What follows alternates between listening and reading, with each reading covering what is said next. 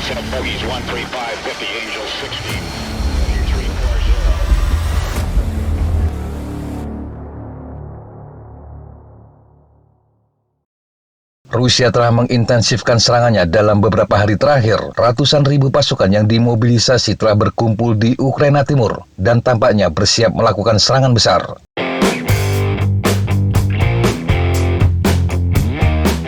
Tujuan Rusia tampaknya adalah merebut seluruh wilayah Donbas di Ukraina Timur, tentunya dengan mengalahkan pasukan Ukraina. Inilah yang membuat orang Ukraina sangat khawatir karena bagaimanapun mereka kalah dalam hal jumlah kekuatan. Pertanyaan yang berkembang saat ini adalah apa strategi terbaru Rusia dan Ukraina saat fase baru perang dimulai? Ada tanda-tanda bahwa kedua belah pihak akan melakukan sesuatu dalam beberapa minggu dan bulan mendatang.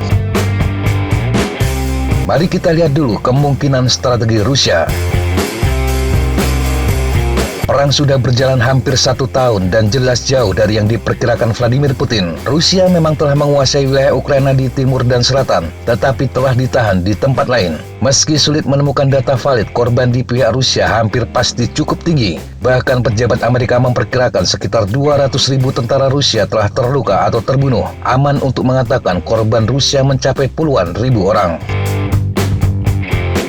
Namun meski jauh dari harapan awal, Putin memiliki alasan untuk percaya bahwa posisi Rusia akan membaik tahun ini. Dia mengandalkan dua dinamika. Pertama, Rusia adalah negara yang jauh lebih besar dengan lebih banyak sumber daya daripada Ukraina. Yang kedua, hasil perang lebih penting bagi Ukraina dan Rusia daripada sekutu asing Ukraina. Kesenjangan itu pada akhirnya dapat menyebabkan sekutu Ukraina memperlambat pasukan senjata dan peralatan penting mereka.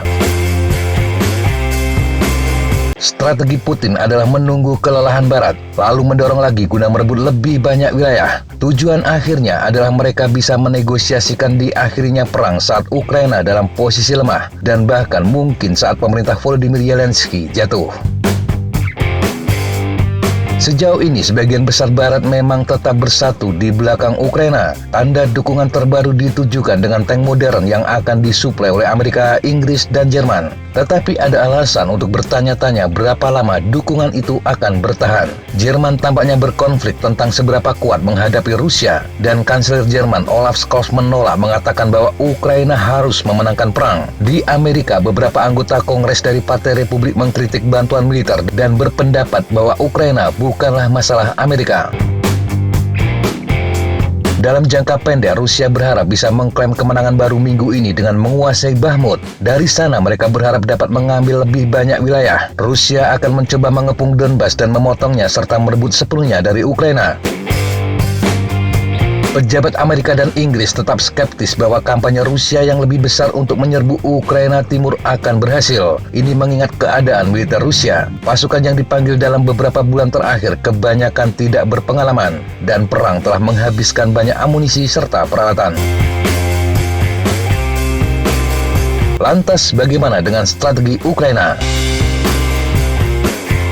Banyak analis percaya bahwa kebuntuan tetap menjadi skenario paling mungkin terjadi selama tahun 2023. Tetapi para pemimpin Ukraina maupun pemerintah Amerika percaya bahwa hasil lebih baik adalah masuk akal. Masuknya peralatan militer baru seperti tank adalah tanda optimisme ini.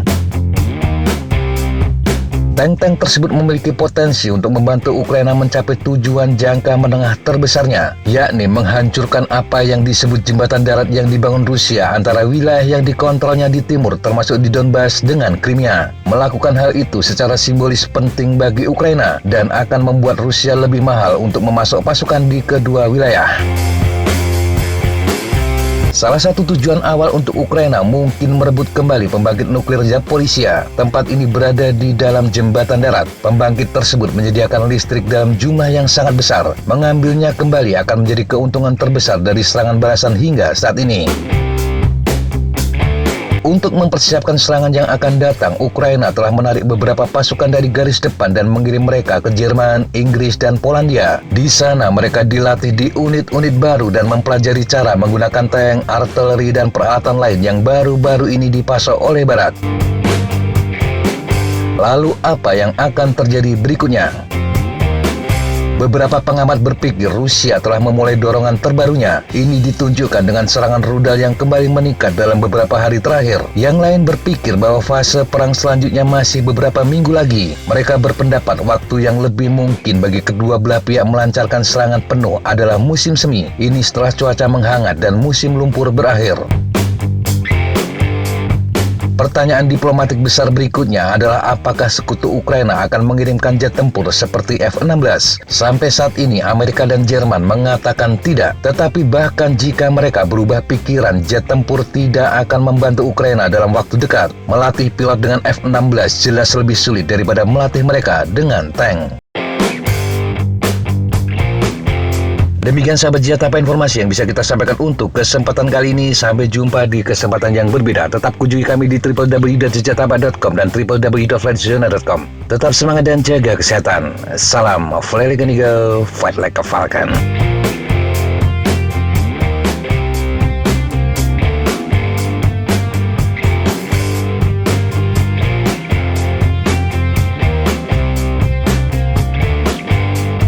Looks like that's all I'm going to take today.